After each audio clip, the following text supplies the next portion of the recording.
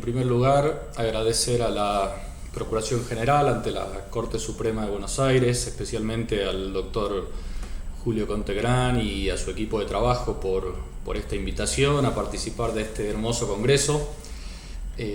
Lamentablemente no pude estar en persona en el lugar. Yo soy de Jujuy, vivo en Jujuy y trabajo aquí, y bueno, no siempre es tan fácil poder viajar para estos eventos, pero bueno, por lo menos agradecer a la tecnología que hoy en día nos permite estar presentes, aunque sea de esta manera. Así que agradezco nuevamente la invitación y esta posibilidad de poder compartir un momento con todos ustedes. Me han pedido en principio que comente un poco, que conversemos un poco sobre una cuestión muy específica dentro de los distintos desafíos que presenta esta implementación provisoria del Código Procesal Penal Federal en el fuero federal de nuestro país. Y dentro de este sinnúmero de desafíos que presenta este cuerpo normativo y esta implementación progresiva, me gustaría que nos enfocáramos un poquito en una etapa muy puntual del proceso penal, que es esto que se conoce como la etapa intermedia dentro de el desarrollo del proceso que nos arrima el Código Procesal Penal Federal. Como ustedes sabrán, estoy seguro que todos ustedes están al tanto de esto, el código comenzó a implementarse allá por el año 2019 en la jurisdicción federal de Salta y Jujuy. Luego hubo un tiempo que fue como un impasse, si se quiere, en esta implementación progresiva, y bueno, y al día de hoy ya se encuentra transitando también en otras jurisdicciones. Esto hablo en plenitud, el código en plenitud, ya que hay algunos institutos en particular que sí han sido implementados en todo el país. No pretendo detenerme en esto, en todo lo que implica un sistema acusatorio en el proceso penal. Estoy seguro que todos ustedes están completamente familiarizados con ello y conocen perfectamente los alcances, pero no podemos dejar de mencionar y sobre todo de ser conscientes de que para el fuero federal, bueno, esto resulta una novedad. Han sido muchísimos años de un sistema procesal diferente, y bueno, y ahora se está como empezando a transitar, reitero, de manera progresiva este nuevo camino, que ya tiene obviamente su experiencia y su antigüedad en la gran mayoría de las provincias en Argentina y también, por supuesto, en muchos de los países de la región. Pero bueno, lo cierto es que a nivel federal era, a mi entender, una deuda que tenía el sistema procesal y que de a poco, si se quiere, se empieza a saldar con un sistema que está mucho más ajustado a los principios constitucionales, ¿no? Con esta división de roles o terminar con esta confusión, les diría yo, de roles que durante tanto tiempo estuvo presente en el sistema procesal penal del fuero federal. En este contexto, entonces, y en este cambio absoluto de paradigma, porque todos sabemos que es mucho más que una modificación normativa, es realmente un cambio de paradigma con todo lo que eso implica, este nuevo sistema nos trae muchísimos institutos novedosos, más allá de esta distribución de roles, más allá de haberse modificado sustancialmente la forma de litigación. También trae algunos institutos novedosos, aun cuando uno pueda hacer, si se quiere, una especie de relación con institutos similares dentro del sistema mixto del Código Procesal Penal de la Nación.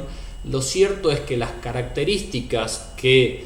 le otorga esta nueva normativa los constituye sin ningún tipo de duda en institutos diferentes y por lo tanto novedosos.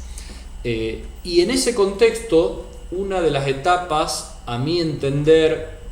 más importantes dentro de este derrotero que nos ofrece el proceso penal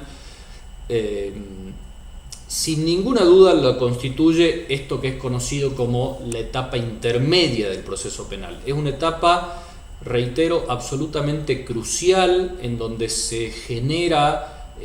un debate que realmente tiene una influencia muy marcada en el destino final que pueda tener ese caso, y sobre todo para las teorías del caso de cada una de las partes, o para las hipótesis de trabajo que cada una de las partes presentan y pretenden con el desarrollo del caso. Tengamos en cuenta que la etapa de investigación preparatoria, obviamente a cargo de los órganos acusadores, del Ministerio Público Fiscal, eventualmente de un acusador privado, si lo hubiese, también de la defensa. Lo cierto es que la defensa tiene también un rol muy importante en este sistema y puede tener su propia investigación de manera autónoma, pero bueno, lo cierto es que la carga de esa investigación sin ninguna duda recae sobre los órganos acusadores. Tengamos en cuenta que una vez que esa etapa de investigación se cierra, que puede cerrarse básicamente de dos maneras, porque el Ministerio Público Fiscal entienda que ya ha reunido las evidencias necesarias como para poder avanzar hacia otra etapa, o también puede operar ese vencimiento porque fenezca el plazo que el Ministerio Público contaba para desarrollar su investigación. Pero independientemente de la causal, lo cierto es que una vez que se concluye esta investigación preparatoria, el Código Procesal Penal Federal fija dos opciones, o otorga dos opciones, dos posibilidades al Ministerio Público Fiscal. Esas dos posibilidades son muy concretas. Una de ellas es solicitar el sobreseimiento de aquellas personas que se encuentran bajo investigación. Obviamente esto será en el caso de que el Ministerio Público Fiscal entienda que con las evidencias que ha reunido durante esta investigación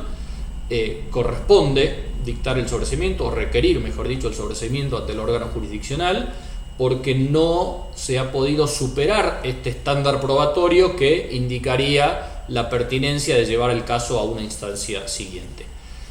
Todos sabemos acá que por el principio de objetividad que debe regir la actuación del Ministerio Público Fiscal, obviamente si esta es la situación probatoria,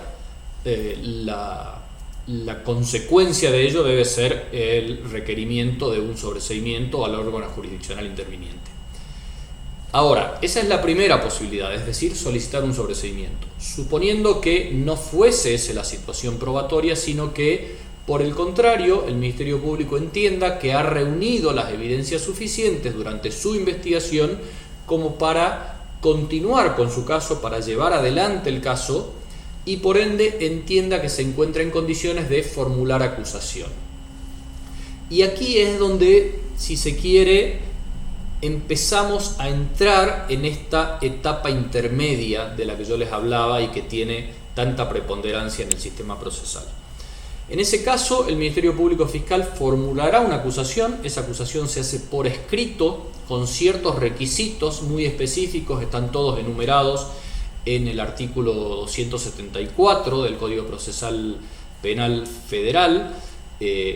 Es un acto formal la acusación, entonces más allá del relato de los hechos, que deben ser, como todos sabemos, concretos, precisos, obviamente con significancia jurídico-penal, por supuesto, y a su vez que sean los mismos hechos sobre los que eventualmente u oportunamente se haya formalizado la investigación para poder cumplir con este deber del principio de congruencia. Además de esto, la acusación debe contener ciertos requisitos formales, reitero, todos enumerados en el artículo 274.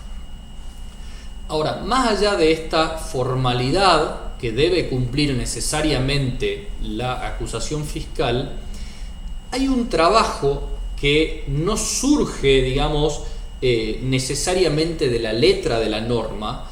pero que es un trabajo previo que obligatoriamente debe llevar adelante el Ministerio Público Fiscal antes de presentar por escrito su acusación, y ese trabajo consiste básicamente en hacer un análisis muy concreto, muy específico y muy consciente de cuál es la prueba que yo voy a ofrecer en esa acusación o que el fiscal va a ofrecer en esa acusación para poder sustentar su teoría del caso en las etapas siguientes, tanto en la etapa intermedia como en una eventual etapa de juicio del debate oral y público.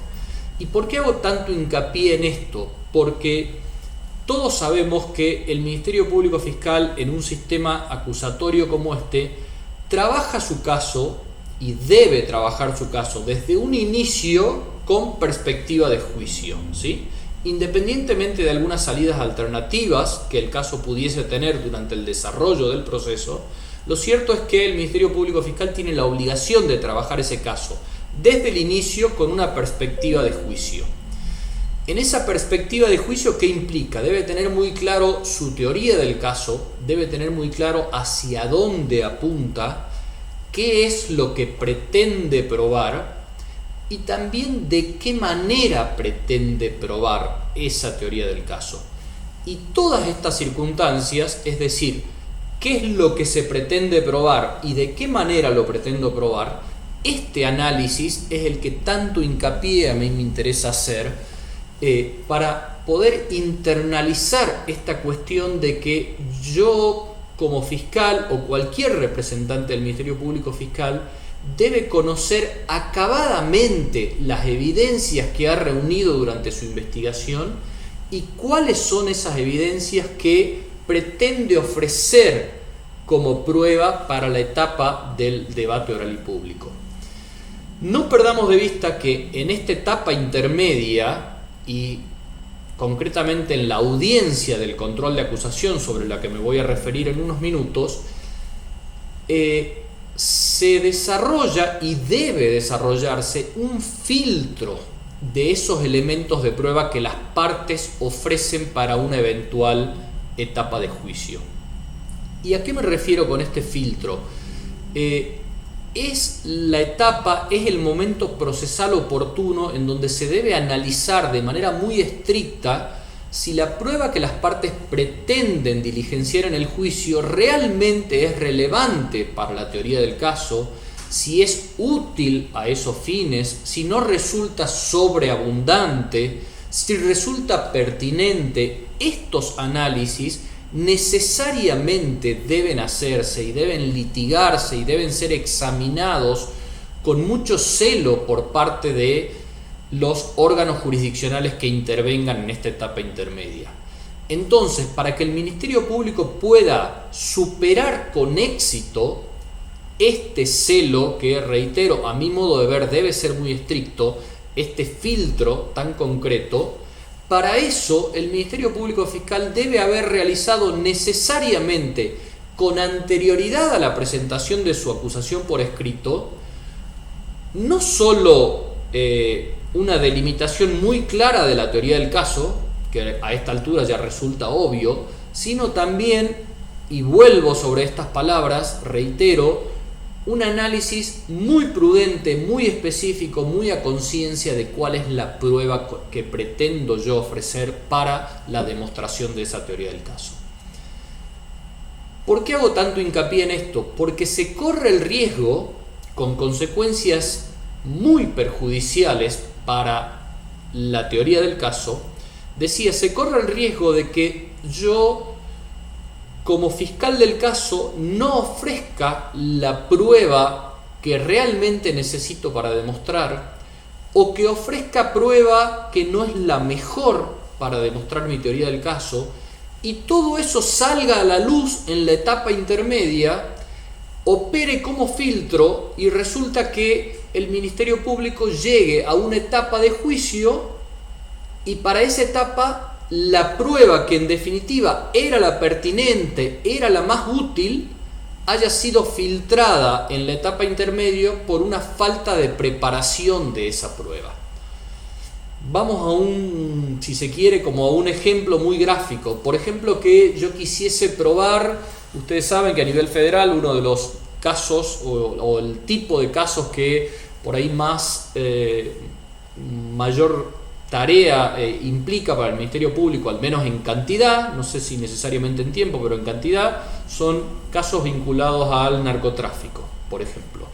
Entonces, Puede ser que yo como fiscal del caso, en un caso de narcotráfico, obviamente voy a intentar demostrar en la etapa de juicio que la sustancia que puedo haber secuestrado, independientemente del tipo de delito que esté investigando, se trate de estupefacientes. Para eso puedo haber hecho un peritaje, o mejor dicho, debo haber hecho un peritaje en la etapa de investigación que me acredite que esa sustancia secuestrada es, por ejemplo, cocaína. ¿Yo cómo voy a pretender probar esa circunstancia en la etapa de debate y bajo los parámetros de este sistema acusatorio y de la oralidad y del contradictorio, etcétera? Por ejemplo, con el perito experto que llevó adelante ese peritaje. Ahora, resulta que yo al momento de ofrecer la prueba y presentar mi acusación, tomo en cuenta el informe pericial, veo quién firma ese peritaje y entonces ofrezco como testigo al firmante del peritaje, sin haberlo entrevistado antes, sin conocer con detalle y con un alcance preciso qué es lo que esa persona, el firmante del informe, me puede aportar para mi teoría del caso. Pero yo lo ofrezco. Seguramente puede superar el filtro en la etapa intermedia porque a priori aparece como útil, aparece como pertinente, es el firmante del informe. Pero resulta que luego yo en la preparación de los testigos antes del juicio, cuando lo cito al firmante, me entero que en realidad él firmó porque es el jefe del equipo de pericias, por ejemplo, pero no participó directamente en la pericia, sino que el peritaje lo llevó adelante otra persona que trabaja en su equipo, pero que no es él, y yo a esta otra persona, que en definitiva es quien llevó adelante el peritaje, no lo ofrecí como testigo. Ya no tengo tiempo de ofrecerlo, porque ya operó la caducidad del momento de yo diligenciar y ofrecer mi prueba para el juicio, y entonces resulta que como consecuencia directa de esta falta de preparación de mi propia evidencia, terminé ofreciendo un testigo que en definitiva no era el testigo idóneo para probar una circunstancia fundamental para mi teoría del caso. Esto es simplemente un ejemplo, pero que demuestra a las claras cómo la falta de preparación previa de mi propia prueba puede transformarse o puede acarrear consecuencias gravísimas para el desarrollo y para la demostración de esa teoría del caso en la etapa procesal oportuna. Por esto es que hago tanto hincapié en la preparación de la prueba, porque reitero, la etapa intermedia y la audiencia de control debe operar como filtro. También puede ocurrir, por ejemplo, que yo ofrezca, 5 preventores y que el órgano jurisdiccional en la audiencia de control me pida que yo justifique por qué 5 preventores no resultan sobreabundantes. Si yo no conozco con exactitud por qué necesito los 5 y qué es lo que me puede aportar cada uno de ellos para la demostración de mi teoría del caso, corro el riesgo de que el órgano jurisdiccional entienda que resulta sobreabundante. Y en la audiencia a lo mejor termino recortando esos 5 testigos y digo, bueno, me quedo con 3. Y luego, por la falta de preparación previa, me doy cuenta que los 2 testigos que fueron recortados quizás eran los más útiles, o los que mejor declaraban, o los que más información tenían para aportar y comprobar mi teoría del caso. Este es un simple ejemplo, pero que demuestra a las claras cómo otra consecuencia negativa puede ocurrir en esta etapa como resultado de la falta de preparación previa de la propia prueba o evidencia en ese momento del Ministerio Público Fiscal. Es por esta razón que el Ministerio debe llegar a la audiencia de control de acusación con una acusación por escrito presentada, pero con un ofrecimiento de prueba pero muy consciente para poder defender en esta etapa por qué esa prueba realmente es pertinente, por qué no resulta sobreabundante y por qué es de utilidad para poder probar esa teoría del caso. En cuanto a la audiencia de formalización en sí, 2 o 3 cuestiones, no me quiero pasar mucho del tiempo que me han otorgado para esto, pero tengan en cuenta que es una audiencia oral, por supuesto, en donde justamente se litiga todas estas cuestiones a las que hago referencia, vinculada a la prueba y en definitiva se termina decidiendo cuál es la prueba que se va a admitir y cuál es la que no se va a admitir para un eventual debate oral y público. Es una audiencia absolutamente trascendente en el desarrollo del proceso penal a nivel federal, tiene mucha importancia y, como les dije al inicio, fija las consecuencias que puede tener ese caso tanto para una parte como para la otra, ¿sí? Es una audiencia donde se permite también el planteo de algunas cuestiones previas como excepciones, la defensa puede plantear un sobreseimiento, es decir, hay muchas cuestiones previas que pueden plantearse y luego se analiza con detalle y de manera, reitero, estricta cada uno de los elementos que las partes pretenden diligenciar en la etapa de juicio. Y este análisis de cada uno de estos elementos debe necesariamente realizarse de manera estricta. Lo que se busca es que en la etapa de juicio, primero, solo se discuta aquello que realmente es materia de controversia, aquello que genera contradicción entre las partes y que por lo tanto las partes deben litigarlo y deben poner a consideración de los jueces de juicio para que lo terminen resolviendo. Primera cuestión, solo debe discutirse en la etapa de juicio aquello que realmente es contradictorio.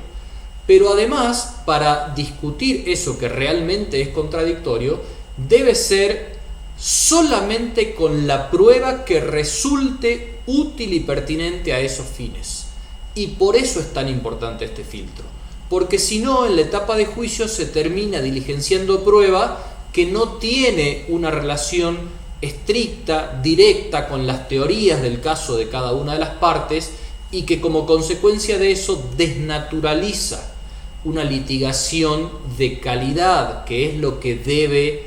primar en un proceso acusatorio puro como el que plantea hoy en día el Fuero Federal. Como verán, este sistema nos trae muchísimas cuestiones para conversar, para debatir. Realmente es muy rico en términos jurídicos, me parece que hay muchísimas cosas interesantes. Obviamente era una exposición muy concreta de alrededor de 20 minutos, entonces para eso es que me quise limitar a una etapa que a mi criterio resulta absolutamente fundamental, y por eso es que me enfoqué en esta etapa intermedia. Tampoco agoté ni mucho menos todas las vicisitudes que pueden plantearse en esta etapa intermedia, pero por lo menos mi intención era, bueno, plantear este mensaje, dejarlo si se quiere como disparador para que cada uno pueda tomarlo, disentir, o acordar conmigo, plantear otras cuestiones. Me parece que era un poco esto de que funcione como disparador. Así que bueno, desde ya les agradezco su atención, les deseo el mayor de los éxitos en el desarrollo de este congreso pero tan interesante. Les mando un gran saludo a todos y gracias por su atención. Espero que pronto podamos vernos en persona. Muchas gracias y gracias de nuevo a la Procuración por la invitación. Saludos para todos.